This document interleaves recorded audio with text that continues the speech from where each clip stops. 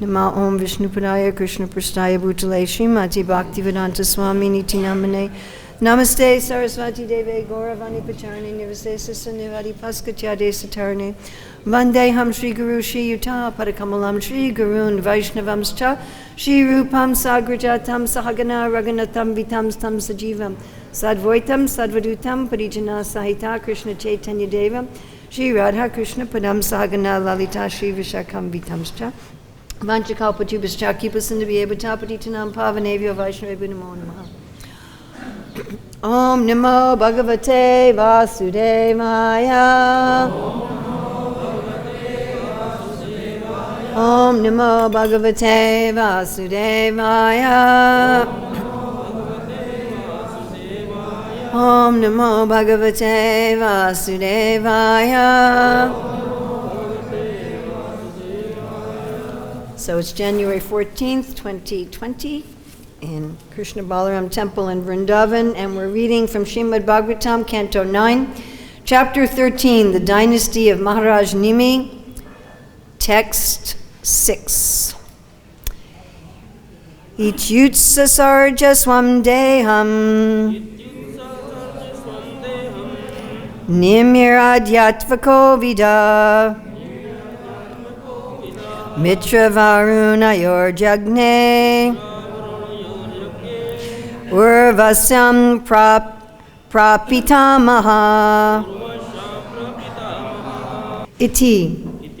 Thus Uchasarja gave up Swam, his own, Deham, body, Nimihi, Maharaj Nimi, Adhyatma Kovidha, fully conversant with spiritual knowledge.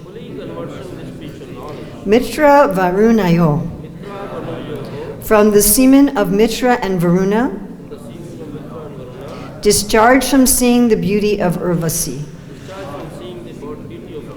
Jagne was born, Urvasyam, through Urvasi, a prostitute of the heavenly kingdom. Prapitamaha, Vashishta, who is known as the great-grandfather. Translation and purport by Srila Prabhupada. After saying this, so what was this that Nimai said? That we will look in a minute. After saying this, Maharaj Nimi, who was expert in the science of spiritual knowledge, gave up his body. So what was the this that Maharaj Nimi said? He was cursed by his spiritual master, and what did he say? He also cursed his spiritual master. So what he said from the previous verse was, for the sake of getting contributions from the King of Heaven, you have lost your religious intelligence, therefore I pronounce this curse, your body also will fall. So Vasista had cursed Nimi to die, and then Nimai said, you're cursed to die. So after he said this, after saying this, Maharaj Nimi, who was expert in the science of spiritual knowledge, gave up his body. Vashishta, the great-grandfather, gave up his body also, but through the semen discharged by Mitra and Varuna, when they saw Urvashi, he was born again. Purport. Mitra and Varuna chanced to meet Urvasi, the most beautiful prostitute of the heavenly kingdom, and they became lusty. Because they were great saints, they tried to control their lust, but they could not do so, and thus they discharged semen. This semen was kept carefully in a water pot, and Vashishta was born from it. Ityuch sasarja swamdeham nimir adhyatmako vidaha mitra varunayor yagne urvasyam prapitam mataha. So they had some very advanced systems, right, for conception and fertility, more than our modern systems, isn't it? Right? Nowadays, you could not produce a baby just from semen in a pot. Even though they think they're very clever, you know, all the things they can do today with IVF and so many things, and surrogates, and the modern methods, they cause a lot of harm to the body. They actually damage the body, all these different fertility methods. And they're not very certain, and they often involve killing of embryos, so they'll produce like 10 embryos and then kill 8 of them and implant 2 of them and then kill 1 of them. And it's not very nice. But previously they had far more advanced technology, right? And they could produce children in this way. But perhaps the most surprising thing here is what Srila Prabhupada says in this purport. How does Srila Prabhupada describe Mitra and Varuna? He describes them as what? Not just saints, but great saints. But then they could not do what? They could not control their lust, even though they were great saints. And they weren't the only ones here having a problem. Vasishtha, who is the Pitamaha, the grandfather, what could he not control from the previous verses? His what? His anger. He cursed a faultless disciple. He cursed his disciple. So those of you who haven't been coming every day, just briefly. So Nimi had asked his guru, please do this yagya. And Nimi said, no, I have to do Indra's yagya first. Wait for me. But you know, waiting for somebody who's going to see the demigods, it can be a long wait. Yes? Right? When Revati's father was waiting for Lord Brahma to finish his musical performance, and he said, you know, okay, who's a good son-in-law? And Lord Brahma laughed, and he said, while you've been listening to the music, everyone you've considered and their children and grandchildren and great-grandchildren, they've all died, and nobody knows their names anymore. So Nimi was thinking, if I wait for my guru to come back, I may be dead already. You know, my grandchildren may be dead already. So he got someone else and did the yagya, and Vasishtha cursed him, and then Nimi said, so in anger, so Vasishtha couldn't control his anger, and what else couldn't Vasishtha control, according to Prabhupada's purport? From the previous verse, what did Nimi accuse him of? Remuneration he was getting from. For remuneration, that means he was what? Greedy. So Vasishtha couldn't control his greed, according to Nimi and according to Srila Prabhupada's purport. We may also wonder about Nimi counter-cursing his guru. So this doesn't seem very proper or appropriate. Right? In the Bhagavad-Gita, Arjuna says that even if your elders are greedy, he says specifically, even if your elders are greedy, even if they're avaricious, which means greedy, you should not fight them. This was a concept in civilized society until very recently. This changed very recently in the world, this concept of respect for authority.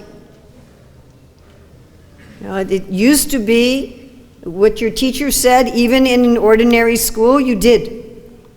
What your parents said, you did. What the husband said, you did. There was, you know, what the government said, you did. This concept that we can fight with our authorities is a very recent concept, that you can criticize your authorities. Very recent. I mean, we're talking maybe 20, 30 years this has come into the world. And Prabhupada writes in the Bhagavad-Gita that you don't give your elders, your authorities, even a verbal fight. You don't even argue with them. Of course, the reason this is stopped in the world is because people were misusing their authority. And that's exactly Nimi's point here. He says, my dear Guru, you misused your authority. So we find even in ancient times that sometimes there would be a rebellion against an authority who had misused their authority. Still, it's unusual. It's very unusual because Arjuna, so many thousands of years after this, is saying, I'm not going to fight with my grandfather, I'm not going to fight with my teacher, even though they're greedy and even though they've done something wrong, I will leave it. So it's questionable with Nimi whether he acted properly or not. There's no commentary by the acharyas to say, but generally we can say to counter-curse your guru is not exactly paka. So maybe even he had a problem with anger. But for certain, Vasistha had a problem with greed and anger, and for certain, Mitra and Varuna had a problem with lust. And this is very interesting because Prabhupada refers to them as great saints. And Vasistha is referred to by Sukadev Goswami as Pitamaha, the grandfather. You know, Vasistha is one of the greatest gurus in the universe. He has as his disciple Lord Ramachandra himself. So this is a little bewildering. I think we in our ISKCON movement assume that anybody who walks in the door and puts on tilak will never have a problem with lust, anger, and greed again. We have this assumption, you know, you hear this all the time. But they're devotees. All the time. I mean, at least once or twice a week, somebody will say this and this happened, this person did this person did that. But they're devotees. How could they do that?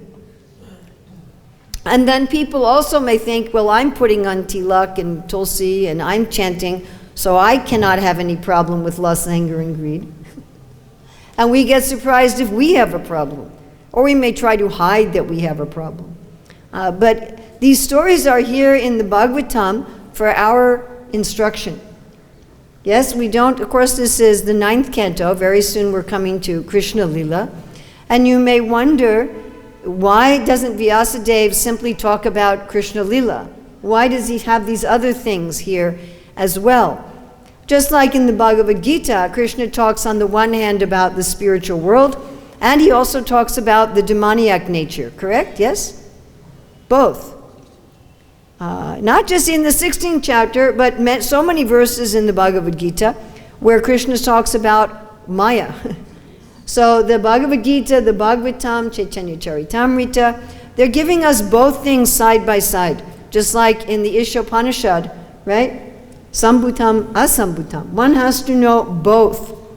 One has to know the material nature and one has to know the spiritual nature, both. Right? If everybody thinks, oh, I am just spiritual, then we all become sahajiyas. And if we just absorbed in the material nature, then we stay here, maybe as very righteous people. So why is it that even great saintly persons struggle with these things? Because Krishna defines these three things as the essence of the demoniac nature. Right? In the 16th chapter, verses 1 to 3, Krishna gives the qualities of the divine nature, and then he describes so many things about the demoniac nature. Ishvaraham, aham bhogi, siddhaham. I'm perfect, I'm powerful, I'm happy, I'm the smartest person, I'm the richest person. And we hear modern demons speak like this. Am I correct? Yes? Right, if you keep up with the news at all, you'll find the modern demons, they are going on the television and so forth, and I am the richest, I am the smartest, I am the most powerful. Yes? So Krishna's describing so many demoniac qualities, but then he encapsulates it, right? Trividam narakashedam, dwaram nashanamatmana, kama krodas tata lobas, tasmat etam tvayam tvajet. So we think about all these demoniac qualities, it may be overwhelming. So he's saying at least these three, lust, anger, greed, these are dwaram, they're doors to hell. And if you're a sane person, right? If you're a sane person, a sober person, you will give up lust, anger, and greed. But here we see that Mitra, Varuna, Vasistha, and maybe Nimi were unable to do so. Prabhupada says here in the purport they tried. They made some effort.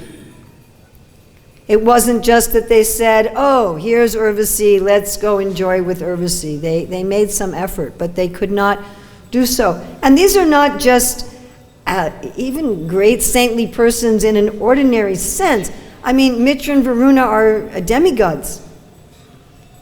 They have great responsibility in the universe. Vasistha is the guru of Ramchandra. I mean, he's at least sometimes he's one of the Sapta Rishis. So how is this possible? How is this possible? I mean, at least we can understand that fall down into lust, anger, and greed is to be expected in this material world. We shouldn't be so shocked. Especially in Kali Yuga, just like Ajamila, when Ajamil, he was a nice Brahmin boy. He was a good boy. He had good parents, good guru, nice wife. And he just saw some man and woman, low-class man and woman, intoxicated and embracing, and he became bewildered. And nowadays, that's everywhere. It's even coming into India. It used to be you'd never see something like that in India. But especially if you go out of India, it's everywhere. I mean, everywhere. And worse things. I mean, I sometimes stay at our temple in London, in Soho Street, and in the summertime, it gets very hot, and you want to open the window, but if you open the window, all the people having illicit sex and taking intoxication are having their own Kali Yuga version of a kirtan outside, you know, their own drunken singing. And, you know, sometimes it's just too much. And I remember one night I woke up like at 1 a.m. I have to close the window, too much noise. And in closing the window, what I saw outside, I would not want to describe. It was so abominable. So in Kali Yuga, people are seeing such nasty things, you know, and even the signs on the road and so many things. So we shouldn't be surprised. We really shouldn't be surprised. People get so shocked. I can't believe that sannyasi had a fall down. Why can't you believe it? If Vasista and Mitra and Varuna had a fall down, why is this so astonishing? We become so horrified. You know, and people will write 10 pages, 15 pages, 20 pages over the internet and send it to everybody, and people are so horrified, even they become horrified when nothing happens at all, they become horrified. You know? Oh, some sannyasi patted a baby on the head. Oh, shocking, shocking. So we should not be shocked. And if we have trouble, we should not be shocked. If we have trouble with lust, anger, and greed, we should not be, oh, but I've been chanting Hare Krishna for 5 years. How could I get angry? I thought I was a great saint. And now I have yelled at the clerk in the shop for giving me the wrong change. Oh, I'm so fallen. And sometimes we are blaspheming the devotees and we are beating ourselves up. I know Bhaktisiddhanta said beat your mind with sticks and shoes, but that doesn't mean that we go around, oh no, I'm so terrible. I'll never make it. I'm just such a low creature. That's not humility. Rather, we should, just like Prabhupada said, a walking is natural in a child. And bhakti can be done by practice. But who has ever watched a child learn to walk? How many of you have watched a child learning to walk? Do they just stand up and run first thing? But Prabhupada says sadhana bhakti is like a child learning to walk. So learning to walk means first you stand up for like 2 seconds. And nowadays, immediately the parents take a picture and they will put on social media. And the child stands up for 2 seconds and they get all excited, and then what do? They fall. And next time they stand up for 5 seconds. And then they stand up holding on to something. And then maybe they take 1 step. And maybe for 3 months they can only take 1 or 2 steps. And then somehow then they take 8 steps. But even after the child's pretty good at walking, do they still fall down? Many times. And they bump into things. I remember our oldest child, when he was first learning how to walk, he kept getting bruises on his forehead because he was looking at the ground with his feet and he would bump into things. And then when they're walking first, they walk kind of funny. You see? They walk like from the hips. We call them toddlers because they have this kind of funny walk. So we may think like that. I'm in bhakti, I'm walking. And the great devotees look at us and say, toddlers. You know? And the little child, they cannot hold something and walk at the same time. So Srila Prabhupada, Bhaktisiddhanta, Gaura-Nitai, they're watching us walk just like we are toddlers. And just like the mother and father, the aunties, the grandparents, they do not become angry when the child bumps their head or falls on the ground. Do they become angry? Do they say, oh, you useless child? Useless! No! They don't pay any attention. They just pick up the child, and the child will fall down and cry sometimes. Usually they don't. Usually they just get up. Yeah, it's okay, it's okay. So our society of devotees should be like this. It's okay, just get back up. Just get back up. Someone has some difficulty. Someone just wrote me, I just had an illicit. I said, look, even the demigods, they have their things. Just get back up. So we should be kind to each other and kind to ourselves. Okay, all right, I yelled at the lady in the store. Let me apologize and get back up. Not to stay there. Now, it's also interesting to see what happens to these personalities. So, Vasistha and Nimi are both cursed to die. Vasistha takes birth again. It's an unusual birth, and it's hard to say, we talk about having proper samskaras for birth, so it doesn't sound like a very good samskara for this birth. But he had kind of an unusual birth. There was no marriage, there was nothing proper, he's just from a pot. Dronacharya also took birth in the same way. So he took birth again, even though he was a great saint. Now Nimi, on the other hand, I don't want to ruin the classes for the speakers the next few days, but we'll just say Nimai got a spiritual body.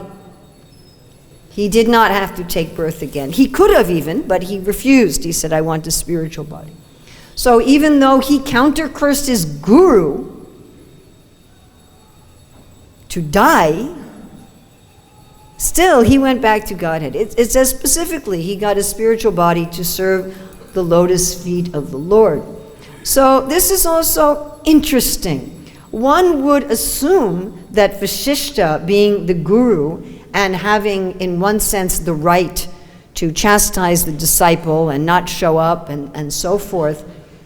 But he takes birth again in a material body and not even a very nice conception. And Nimi, the disciple, who counter-cursed his guru, gets to go back to Godhead. So these stories should also give us some pause as to judging people. Again, there's so many stories like this in the Shastra, and it's very easy to look at someone, oh, this person's right, and that person is wrong, and make a judgment. Who's going to hell, who's going back to Godhead, who's getting a good body. But things are not always as they seem. With Jamil, even the Yamadutas were confused. And the Yamadutas are not ordinary persons. They're servants of Yamaraj, and they generally really know what's going on. But they were confused. They couldn't understand. So again, we make very quick judgments about people. You're a good person, you're not a good person, you're a devotee, you're not a devotee. But it may not be that simple. It appears here superficially that Nimi was offensive to his guru. That's what it appears. But evidently Krishna didn't think so. And this is also interesting because usually we think of offenses as much worse than fall downs into some sinful activity. Am I correct? Yes? To pick yourself back up and go on in bhakti after some fall down into some sinful activity is very accepted. But we say if you commit an offense, especially an offense against a Vaishnava, and especially an offense against your guru, then that is the mad elephant and you are finished. So we generally would rank it like that, and we might say, well, what Nimi did was a lot worse, actually, that he offended, he cursed, my God, he cursed his guru. And whereas, Vasista, okay, it was anger and greed, and Mitra and Varuna, it was lust. But Nimi gets this grand destination and the others don't. So again, these things are very subtle. And what is somebody's motive may be hard to assess. It also works the other way. Sometimes we think, oh, this is a very great personality, and they're doing so much service, and they're such an advanced person, and their heart is dark. And their motives are evil. It's a very tricky thing. So what do we do with this?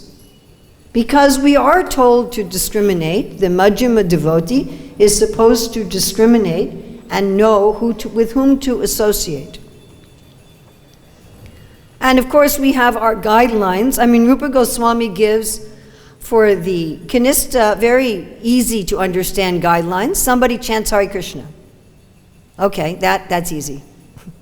Somebody chants Hare Krishna, respect them in your mind. And the next is pretty easy. They've taken Diksha, they've taken second initiation, they're worshiping the deity, like we see this Prabhu on the altar, waving the chamara. So, okay, he has Diksha, he's worshiping the deity, offer my obeisances. Yes? Simple. Okay? And then the last one is a little harder, undeviating devotional service, and never having any desire to criticize others. That's a little harder to ascertain because you're looking at an inner propensity. And sometimes the gurus, the teachers, they have to say something critical in order to instruct. That's actually their duty. They have to say, those Mayavadis are wrong. Buddha's teaching atheistic philosophy. And they have to say to their disciple, you are wrong. So it may be difficult to ascertain if they have some propensity to criticize others.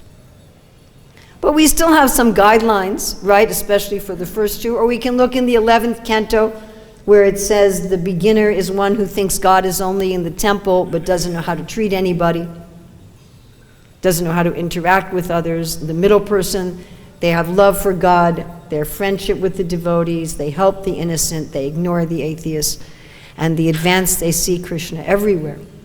Or as Bhaktivinoda describes in his purport in Manashiksha, text 1, that the beginner, they think that worshiping God is just about moral principles. The more advanced devotee is the Majjhima, is devoting themselves to God, and the highest devotee is devoting themselves to God in Raja.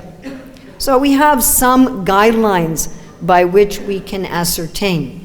And then we want to ask the question, where should we, if we're going to make a mistake, because we will make mistakes, which way should we make a mistake?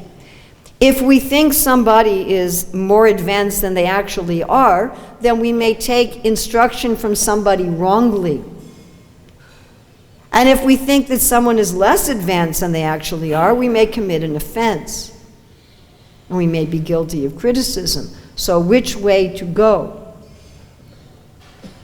One of the principles in American justice is innocent until proven guilty. And this principle was established because previously under the European kings, they would imprison people for political reasons without due process. So the people who founded the United States decided it was better to have some criminals go free than to punish innocent people. So that was the way that they went.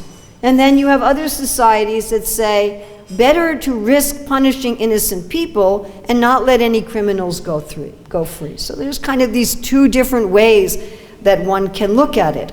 One can have basically a mentality of suspicion. Well, I don't know, you're a great saint, but maybe you're actually lusty.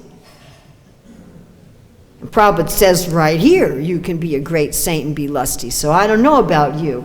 And we can have a mentality of suspicion, or we can have a mentality of mercy and say, well, you did something lusty, but maybe you're a great saint. Right? So Adi Purusha Prabhu was saying at Govardhan that our job description, right? We say Vanchakalpachubhishtakripasindubiyevacha patitanam pavaneva vaishnava namo namaha. And often when we say that, we may think I'm talking to the other devotees and let them be an ocean of mercy to me because I really need it. But he was saying our job description is to be an ocean of mercy. That is our job description. Then you might say, well, then won't I get cheated? My dear friends, if we are in this material world, we are going to get cheated. Just figure it as a given. It's just part of being here. It's like if you're in the world, you're going to be cold sometimes. I mean, unless you live in Chennai. They think when it's 23, it's cold. You know, you're going to be hot sometimes. Sometimes you're going to be sick. Sometimes you're going to be healthy. Sometimes you're going to be hungry. Sometimes you'll eat too much. Sometimes you're going to be cheated. And by the way, we will also sometimes cheat. We forget about that one. To treat others the way we want to be treated. Can anyone here say, since the day that I walked in the door and started chanting Hare Krishna, I have never been overcome by lust, anger, or greed? Anybody want to raise their hand and say that about themselves? That's a problem. But yet I would like the other society of devotees to treat me as one of them, yes? Just like we have this word prakrita bhakta, the materialistic devotee for the beginner. And it's explained why this term. Because such people, they're not really devotees, but without being able to associate with other devotees, they can't make advancements. So the advanced devotees call them prakrita bhaktas, and that way they can associate with them. So the great souls like Srila Prabhupada, Bhaktisiddhanta Saraswati, Narada Muni, they're associating with people like me out of kindness. They're choosing to say, you have lust, anger, and greed, but you still can be a great saint. So then I need to do that to others. The mercy that I'm getting, everybody admits that they have problems with lust, anger, and greed? Yes? Who has ever one time, even for 1 minute, have a problem with either lust, anger, and greed? There we go. And yet, we're still here. Isn't that amazing? Krishna didn't throw us out. He didn't say, you rascal demon, it's right there in the 16th chapter. He could, you know. You got angry, get out of here. No, yeah. So we should also be kind. Not that we should be foolish, but we should also be kind. Should be an ocean of mercy. It's okay, just get back up. It's okay, just get back up. It's okay, just get back up. And the person who does the best here, Nimi, he does the best because he's not just trying to control his lower nature. We don't know how Mitra and Varuna, what their method was. Prabhupada just said they tried to control their lust. We don't know what method they used. Some methods are extremely effective, and some are extremely ineffective. But we do know that Nimi's focus was on serving the lotus feet of the Lord.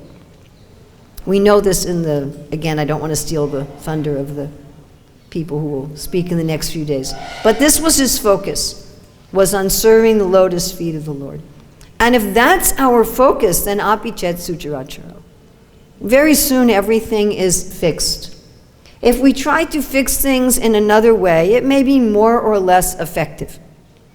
And it may, something that's effective on Monday may not be effective on Tuesday. We've had this experience, yes? Sometimes, yes, like, yes, I controlled my greed today. And then 2 days later, we don't. Yes? But catching hold of the lotus feet of the Lord is always effective. Param drisva nivartate. It's so sweet that in comparison, lust, anger, and greed appear as they are, which is not sweet at all. We see, as Prabhupada said, the naked form of material desire. And we naturally become uninterested. Why would I want to act under the control of these things? We see them for what they are. We see them as an illusion. We offer respect to Maya. One needs to offer proper respect to Maya. Daiviyesha gunamai. Oh lust, oh anger, oh greed, you are part of the illusory energy of the Lord. I offer all obeisances to you, but I am holding on to the lotus feet of the Lord. That is the absolute effective mechanism. And this Nimi did, and he attained his spiritual body. So that we can do. And if we fail to do that, we pick ourselves up, dust ourselves off, apologize, and go on. Next time, I'm going to catch hold of the lotus feet of the Lord. In order to do that, it requires recognizing lust, anger, and greed from a distance, isn't it? Like with the Prachetas, it's explained their anger came on them like sudden falling out of the sky. Like, thunder. You're just walking around. We've experienced anger like that, everybody, yeah? We're just like, you're fine, and then all of a sudden, ready to kill somebody? That happened to the Prachetas. But it's not really like that.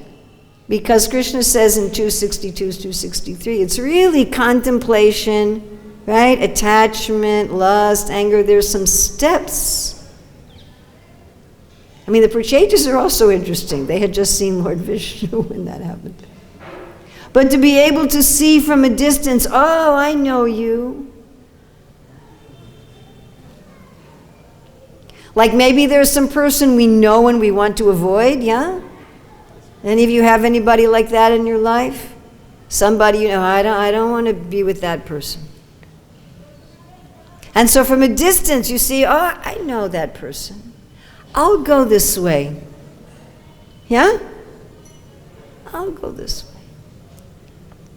So to see from a distance that contemplation, that's anger, that's lust, that's greed. I know you. Jai Maya Devi. I'm going this way.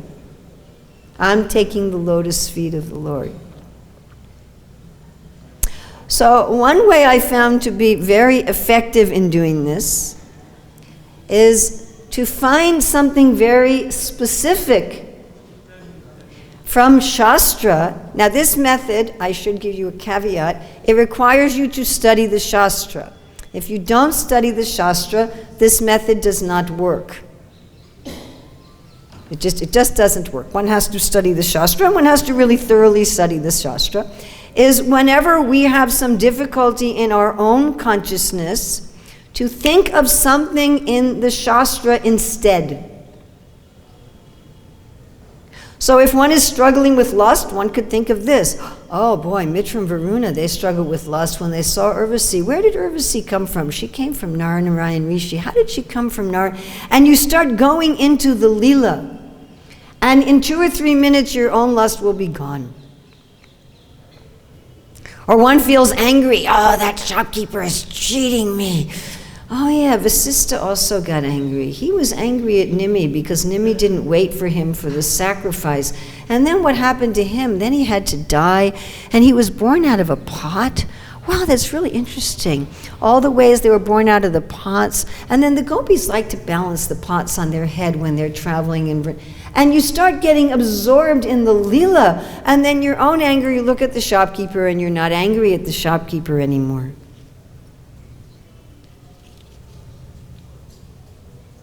One forgets whatever is going on Because these things will come. Prabhupada writes that even great saintly persons will be disturbed by various thoughts coming into the mind. We shouldn't think, just because I'm chanting Hare Krishna, I'm eating prasadam, that there'll never be anything nasty that can come into my mind and my heart for me to contemplate. That is not true. And if you don't believe me, please read Bhagavad-Gita, chapter 14, text 22 to 25. Where Krishna says one should not hate illumination, attachment, or delusion when they appear, nor long for them when they disappear, but remain neutral, knowing that the modes alone are active. And Prabhupada says in that purport that as long as we have a material body, that the influence of the modes will go through our body and mind. But one should remain neutral. Now, we're not supposed to remain neutral like a Buddhist or like a Mayavada. I am a soul. That is a thought of anger, greed, and lust going through my mind. It is causing reactions in my body. The reactions are peaking and now they are going down, and I am the observer. This is what's being taught all over the world, by the way, as meditation. But that is not our bhakti way. I mean, that is also there in bhakti. To step back, I am the observer. But we are supposed to jump into Krishna. This is our main way of dealing with these things. And it's very easy if one thinks of some equivalent pastime. Or here, like Vasistha thought he had been insulted. Yes, his anger came from thinking he was insulted. We all get insulted sometimes, yes? Yes? Or we think we get insulted. Oh, Vasistha thought he got insulted. And you think of this pastime. And then one forgets one's own insults. And then all of life becomes filled with Krishna. Then one actually sees Krishna. As one gets absorbed in these pastimes, one's love for Krishna and his devotees awaken. Then premanjana charita bhakti vilochana santa sadaiva hridayeshu vilokayanti yam shaima sundaram achinta gunasrupam. Then one sees Krishna everywhere. And then automatically the things of this world have less and less and less effect because we don't focus on them. Instead, we move our focus to Krishna. So thank you very much. There's some very interesting and difficult stories here in this 9th canto of the Bhagavad-Gita. One time a student came to me, 13 years old, very angry at everybody. At her parents, at her former teachers, at Krishna, just like angry. And one day I opened up the Bhagavatam in the 9th canto and just gave her one of these stories to read, and after that she gave up her anger and eventually became initiated and so forth. So these are very fascinating stories here in the 9th canto to prepare us to enter into Krishna Lila. So questions, comments, additions, subtractions. I think we have a mic that can wander around. Chastisements. Thank you, Mataji, so much for wonderful, deep understanding of this subject matter. Krishna says in Bhagavad-Gita 9.30, Apiche Suduracharo Bhajte Mamananda Sadhuru Samatava Smadhu. So this verse is totally applicable on this. Absolutely. Yeah, absolutely. So I was so happy to hear the explanation what you have given. When I was thinking in my mind this verse, that complete explanation on that verse is given. Oh, thank you. Thank you. So I mean, not complete, it's a little speck in the ocean, but thank you. A little drop. Thank you. Mataji, I have one question. Yes. Nimi Maharaj got his spiritual body. Yes. And after cursing his guru. Yes. And Bali Maharaj. But don't try that at home. Don't think, I'll curse my guru and I'll go back to God. It doesn't work like that. Bali Maharaj was cursed by the Sukracharya, but he did not. He didn't counter curse. But he also got the devotion service of the Lord. So both things, Nimi Maharaj after cursing, how we understand it? Better to follow Bali's example than Nimi's example. Nimi's example is dangerous. How he wasn't affected, I don't know. I really don't know. There's no commentary. Is there any commentary, Adipurusha? I was looking, I couldn't find anything. But better to be tolerant. I mean, that's the basic principle is if your authority does something wrong, you may renounce your authority, but better to tolerate and not counter curse and not attack. I mean, unless Krishna is sitting on your chariot and says, go for it. Kill that Bhishma and Drona, then. But even then, Arjuna was hesitant. He's like, I don't really think I want to do that. So you want to be very sure. It's really got to be Krishna on your chariot, and you can even argue with him a little bit about it and say, well, I don't really know if I should fight my guru. It's not that we should just, yes, my guru's wrong, pow, pow. You'll probably lose all your bhakti for that. Most likely. But there's an exception. I think we had a question here. Is that all right? Thank you so much. Perfect. Perfect. Hare Krishna. Hare Krishna. Thank you, Mataji. Nice class. Very interesting class. So I had two things. The first point you made that the modern materialist scientists, they are so proud of their progress, of their intelligence, and we all agree that actually they have no intelligence, and the Vedic system was... I don't know about no intelligence. They're called dustritina. That means they have intelligence they're misusing. Yeah. So, okay. Yeah, but I was speaking, I was trying to distribute a book some days ago, and somebody was telling me, yes, that's true that there is more cancer nowadays because of this modern lifestyle. But in the past, also people were dying of cholera, and now we know how to cure cholera, for example. So they are not convinced that this modern life is bad, this modern science is bad. They think actually it is good, but understand this. Well, it has some good things. I mean, we're using a lot of modern science right here, right now. You're using modern science with your microphone. And Prabhupada writes in Nectar Devotion, they must be used.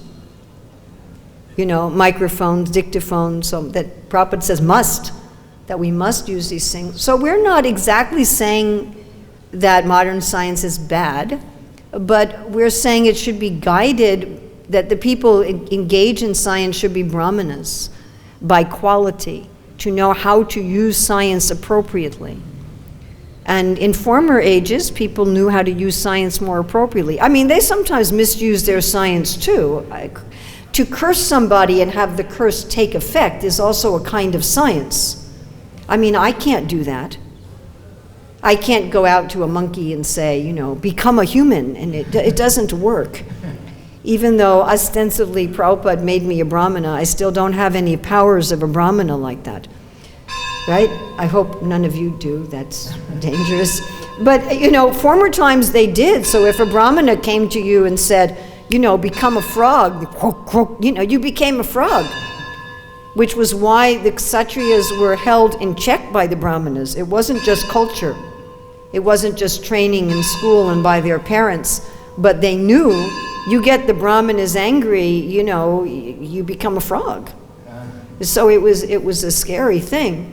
But yes, sometimes they misused it. We have so many examples in the Bhagavatam of people misusing subtle science and advanced science. The demons misuse advanced science, like Shalva, who was fighting against Dwarka, Sudakshana, who misused subtle science to attack Krishna and Dwarka. So the misuse of science, whether gross or subtle science, has been a problem since the beginning of the universe. But our problem today with misuse of science is that the misuse of science has become the norm instead of the exception, and scientific and technological advancements are used without concern for the side effects. So yes, we give them credit for eradicating smallpox. That's a great accomplishment. Having refrigerators, and I'm happy I have a refrigerator.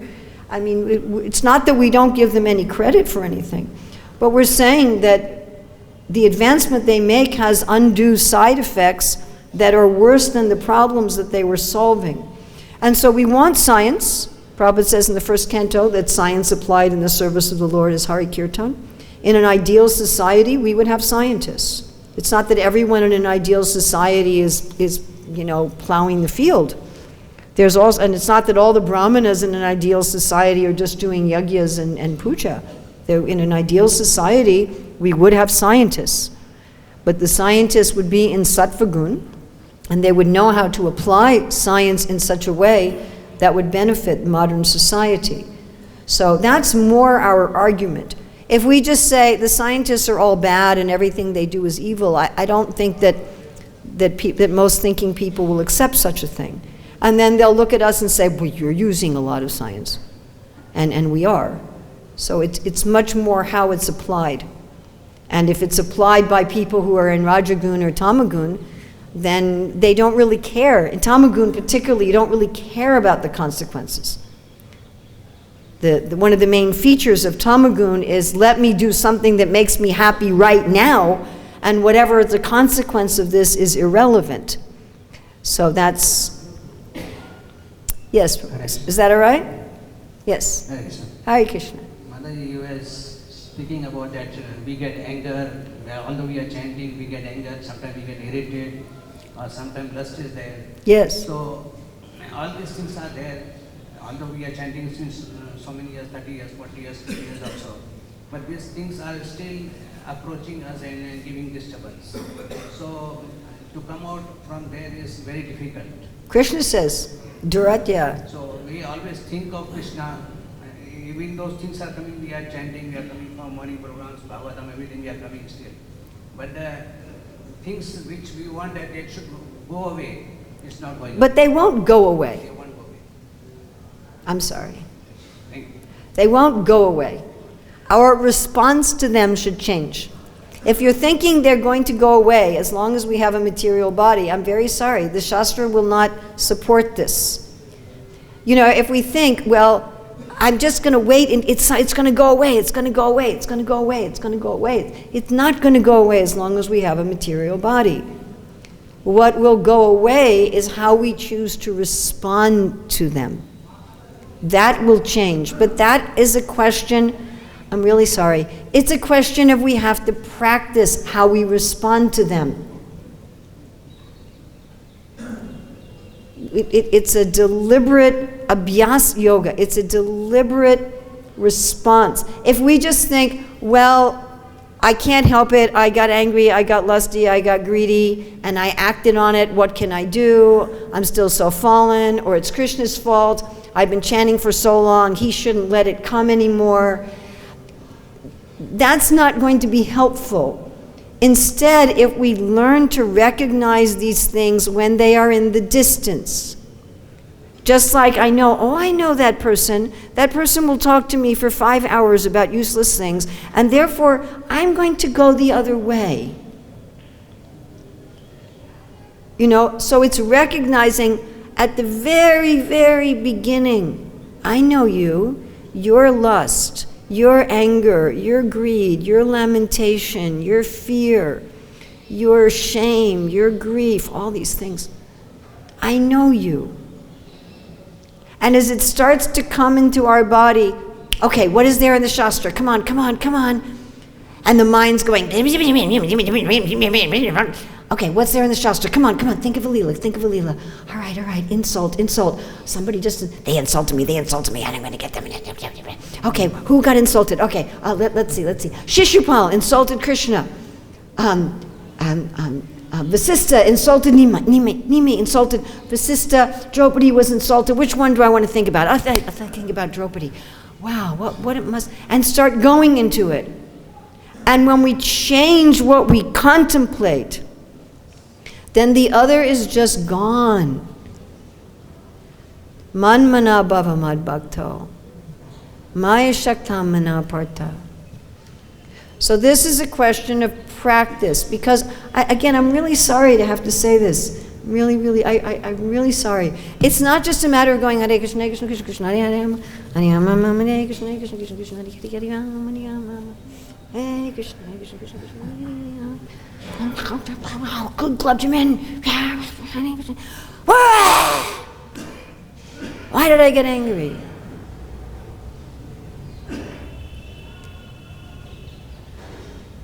doesn't work that way. We've probably all tried that, and it doesn't work that way. Just going through things in a mechanical fashion, as if it's some mechanical process, and then when we're overwhelmed by lust, anger, envy, greed, illusion, lamentation, madness, we go, the process doesn't work, or something. But it's a question of an intentional withdrawing the mind from Maya and putting it on Krishna.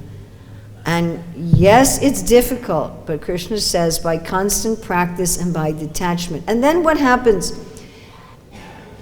It's not just by our own effort, because our own effort is always going to fall 2 fingers too short, always. But that in 264, Krishna says one gets Bhagavat Prasadam, and that just doesn't mean breakfast, which we'll all have in a few minutes, but it means that the Lord sees, oh, you're making an effort to think of me. You're making an effort. And sometimes the mind and body are just screaming with their material attachments, yeah? Just absolutely screaming about whatever it is. You have to be lusty, you have to be angry, you have to be... And we can say, let me turn it to something else. Let me turn it to something else. We'll take one more from you and then we will stop. Yep, microphone? You close your last sentence is just giving answer to my question. I already answered your question. Almost. Almost, okay. We'll take it another millimeter. You were in a coma? Yeah. Okay. Anyway, my short-term memory is affected. Okay. Okay, well then ask again. Okay, with the microphone here. I will bring a notebook, then I will write. Very good. So what is the last little bit of the question? What did you say the last? That's my short-term memory. You just closed it. Oh, now Okay, now I forgot. Oh, that Krishna will give us mercy. No, it was about anger. My question, isn't it in this material world necessary to have a certain amount of anger? You have to survive. We are in a material world. Maya is so tricky. You have to have anger. You need it. No. Otherwise, you can't survive in this world. You have to have some lust. You need it. You have to have some greed. You have to have some lamentation. Yes, you do. It's necessary. And you're using it in Krishna's service. You have to find some shastric justification for your lust, anger, and greed. And Prabhupada says Arjuna couldn't fight without anger. There you go. There's your justification. I would prefer to believe when Krishna says, Trividam narakasyedam dwaram atmana kamakrodas tatas dwaram nashanam atmana kamakrodas tatas lobat tasmat etvam tvayam tvajat. We are supposed to give these things up entirely. Entirely. 100%. Now, there is a devotional rasa of anger, but that's full of love and ecstasy. So if you have loving, ecstatic, unlimited joy, that Kaliya holding on to Krishna, oh, I hope he gets his just desserts. And if you're in that ecstatic anger that Mother Yasoda has and Nanda Maharaj has and the residents of Vrindavan has when Kaliya wraps up Krishna, that's fine. That's fine. But how do you know the difference? Material anger pollutes you, even technically speaking, even physiologically, medically speaking. Lust, anger, greed, illusion, lamentation, guilt, they all pollute the body. You can look it up. There's lots and lots and lots of medical evidence. People who are full of guilt, lamentation, anger, lust, greed, envy, get sick. They get sick. And people who give these up get healthy. Ordinary materialistic people who become grateful instead of angry can cure chronic diseases. So that tells me that we're not supposed to have those things. Okay? Biology is indicative of the Lord's desire. Our biological mechanism doesn't respond well to things like anger. So, but if you're angry in such a way that you feel ecstatic and you're full of joy and it makes you love Krishna more, then it's a rasa. Now, sometimes we have to act angry, like Narada Muni told the snake, don't bite but show your hood. So sometimes if we're in the if we're in the position of guru, teacher, parent, authority, sometimes we may have to act angry, otherwise we can't instruct properly. But that should be superficial. We should not actually be experiencing any anger at all. So making excuses for these things is Maya's trick. She's very good at it. She's extremely good at it. We have been buying her excuses for a lot of our Shakti. We've been spending a lot of our Shakti buying Maya's excuses for a very, very, very, very, very, very long time. And all they do is make us physically ill. They disturb our mind. They make us unable to think about Krishna. And we will take another birth, and probably not out of a pot. Thank you very much. Srila Prabhupada Ki Jai.